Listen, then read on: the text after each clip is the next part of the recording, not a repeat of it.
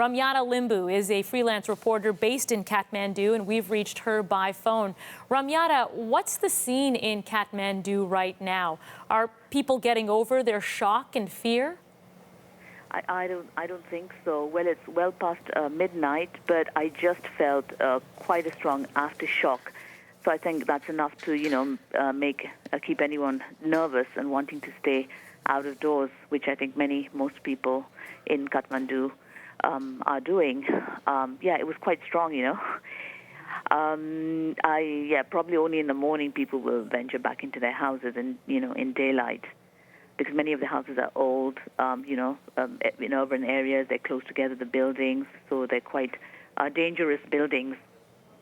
Mm-hmm. And I'm sure there must be cracks in a lot of buildings that people can also see. I understand that you and your family had a very frightening experience when the earthquake hit. Tell us what happened. Yes, we were inside the house. I was with my family, my mother, my children, and the building basically just started swaying from side to side. You couldn't stand up straight. So we're just clutching onto the walls and trying to open the door to get out. And I just kind of called my kids out, dragged them out, my mother out. She was in shock.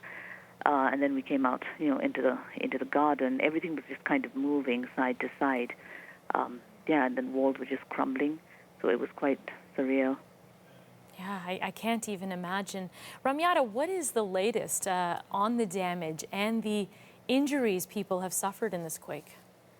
I think there's been extensive damage, still not all of it not reported. Many of the major heritage sites, the historical areas of Kathmandu Valley have been severely damaged. I mean, as we said, the death toll is well past 13 or 1400, and the hospitals are full. According to the news reports, hospitals are full of people, overflowing. They don't have space, so they're out on the grounds.